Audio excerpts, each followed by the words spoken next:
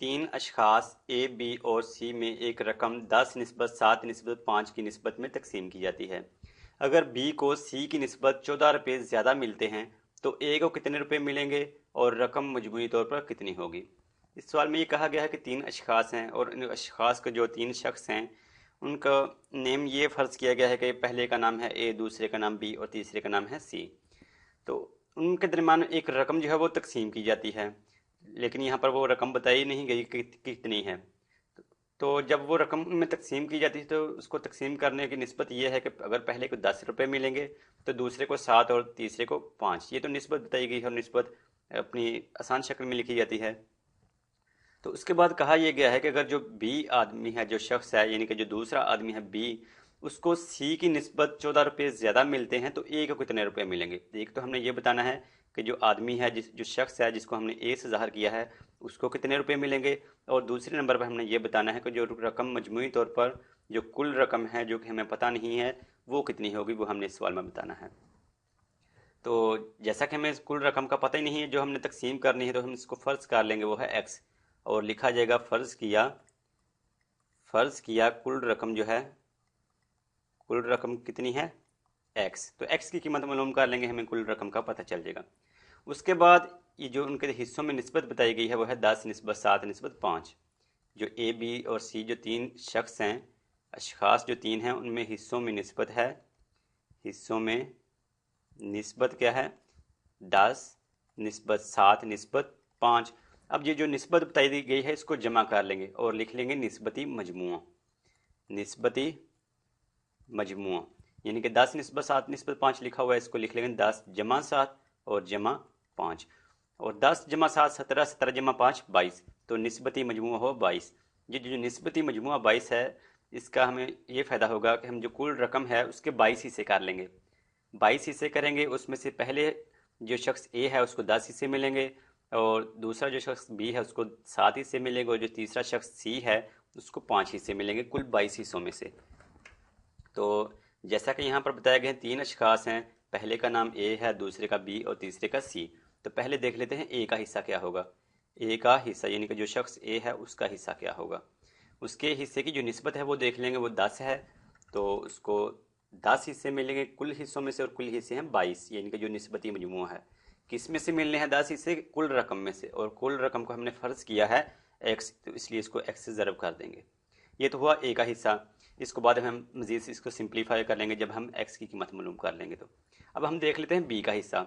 जो शख्स बी है उसका क्या हिस्सा होगा। बी का हिस्सा, बी का जो हिस्से में निस्बत है वो है 7, तो इसको 7 हिस्से मिलेंगे कुल 22 हिस्सों में से, यानी कि निस्बती मजमुआ में से। किस में से, कुल रकम में से, और कुल रकम जो है उसको हमने फ़र्ज़ किया है एक्स। इसी तरह हम सी की जो हिस्सा है वो भी देख लेंगे। जो सी का हिस्सा है, सी का हिस्सा, सी के हिस्से की निस्बत है यहाँ पर बताएगी 5, तो इसका मतलब है इसको 5 हिस्से मिलेंगे कुल 22 हिस्सों में से, और कुल रकम में से कुल रकम को हमने फ़र्ज़ किया है एक्स। इसके बाद सवाल में ये कहा गया है कि अगर बी को सी की निस्बत 14 रुपये ज़्यादा मिलते हैं तो ए को कितने रुपए मिलेंगे, यानी कि बी को 14 रुपये ज़्यादा मिले हैं सी से, तो दोनों में क्या फ़र्क है 14, यानी कि ये जो बी का हिस्सा है, बी का हिस्सा माइनस सी का हिस्सा किया जाए तो दोनों में फ़र्क क्या होगा 14, यानी कि उस 14 रुपये ज़्यादा मिलेंगे बी को सी से, दोनों का क्या फ़र्क होगा 14।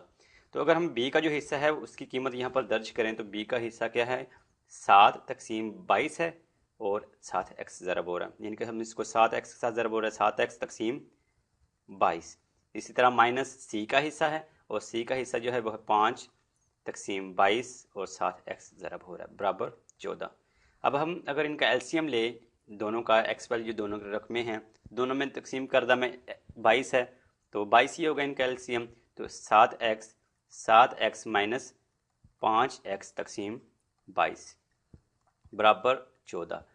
तो 7 एक्स में से 5 एक्स माइनस करेंगे, बाकी यहाँ पर आ जाएगा 2 एक्स, और तकसीम करदा में 22 है बराबर 14। यहाँ पर अब हम एक्स की कीमत मालूम करनी है बस, और जो एक्स के साथ 2 ज़रब हो रहा है इसको भी दूसरी साइड पे ले जाएंगे बराबर की, और जो 22 है तकसीम करदा में इसको भी बराबर की दूसरी साइड पे ले जाएंगे, क्योंकि हमने एक्स की कीमत इसलिए मालूम करनी है कि हमने फ़र्ज किया है कि जो कुल रकम है वो है एक्स। तो एक्स की कीमत मालूम करेंगे, हमें कुल रकम का पता चल जाएगा। पहले जो तकसीम करदा में 22 है, इसको बराबर के दूसरी साइड पे ले जाएंगे तो यहाँ पर बस 2x रह जाएगा। और इधर 14, इधर तकसीम हो रहा है 22, तो दूसरी जानब जाके ज़रब हो जाएगा, ज़रब 22। इसी तरह जो x के साथ 2 है, इसको भी दूसरी साइड पे ले जाएंगे, यहाँ पर बस x रह जाएगा। और ये 14 ज़रब 22, ये जो x है 2 है, इधर x के साथ ज़रब हो रहा था, तो बराबर की दूसरी साइड पे जाके तकसीम हो जाएगा, इसको तकसीम 2 से कर देंगे। अब ये जो 14 ज़रब 22 तकसीम 2 है, इसको कैलकुलेटर की मदद से सिंप्लीफाई कर लेते हैं। 14 ज़रब 22 तकसीम 2 बराबर 154। एक्स की कीमत क्या हुई 154, और एक्स क्या है, एक्स को हमने फ़र्ज़ किया है ये है कुल कीमत, यानी कि कुल रकम जो है। तो इसको हम ये भी लिख सकते हैं कि कुल रकम जो है, कुल रकम क्या है 154 रुपये, यानी कि ये रुपये में बात हो रही है सवाल में, तो इसलिए 154 रुपये जो है वो कुल रकम, यानी कि एक्स जो है उसको हमने फ़र्ज़ किया है कि कुल रकम। तो इस तरह सवाल के एक हिस्से को तो हमने हल कर लिया जिसमें ये कहा गया है कि जो रकम है वो मजमूई तौर पर कितनी होगी। ये हमने देख लिया कि यह है 154 रुपये जो है ये कुल रकम है। उसके बाद जो दूसरे में ये कहा गया है कि पूछा ये गया है कि ए को कितने रुपए मिलेंगे, ये हम अब देख लेते हैं। ए का जो हिस्सा है, तो ए का हिस्सा भी हम ये देख रहे थे कि यह 10 तकसीम 22, 10 हिस्से मिलेंगे, कुल 22 हिस्सों में से वो 7 एक्स ज़रब हो रहा है जो कि कुल रकम है। पहले जो एक्स है वो अननोन था, अब हमने वो देख लिया कि वो है 154, तो x की जगह 154 लिखेंगे, यानी कि x की कीमत दर्ज करेंगे तो हमें ए के हिस्से का पता चल जाएगा। तो ए का हिस्सा क्या है 10 तकसीम 22 और 7 x ज़रब हो रहा है। 10 यहाँ पर लिख लेते हैं 10 तकसीम 22 और 7 x ज़रब हो रहा है, क्या है ये ए का हिस्सा, जैसे कि ऊपर ये लिखा हुआ है।